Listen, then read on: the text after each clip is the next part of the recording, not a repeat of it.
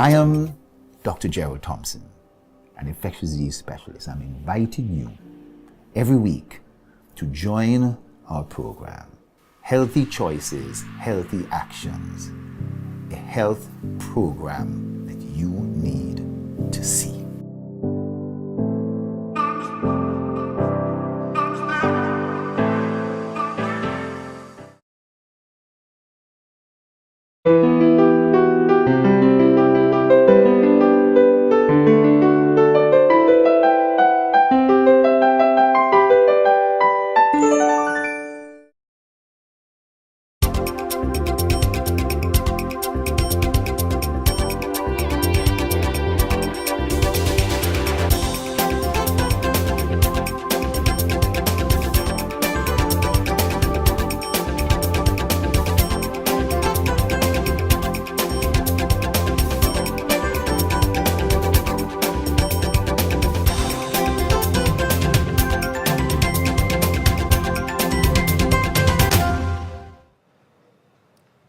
Good evening and welcome to this week's edition of Roundtable Talk.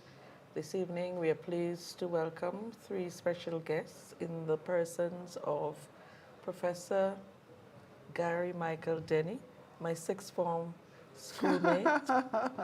We also have historian Dr. Cleve Scott. It sure feels different because on the last several occasions when we had an opportunity to chat, we were doing so via Zoom. So for the first time, we are all in the studio today. We also have Dr. Grace Carrington, who is a research fellow at the University College London with us today. And we'll be talking about the recent passing of the head of the Commonwealth and head of the monarchy and why we should really care. We'll also be talking a little bit about republicanism, and we'll also question and examine whether or not the reparations issue should be firmly on the agenda, as well as the constitutional change in St. Vincent and the Grenadines.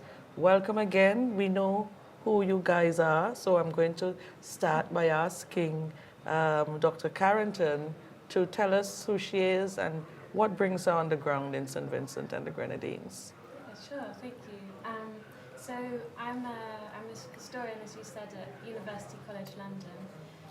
At the moment, the book I'm working on is on decolonisation and republicanism in the Caribbean, and is part of a wider project with researchers based in the UK and also at Cave Hill in Barbados, looking at the British monarchy, specifically Queen Elizabeth, and the relationship with the Caribbean from the 1950s right up to present day, campaigns for republicanism, calls for reparations from the monarchy. So the whole project kind of encompasses all of that.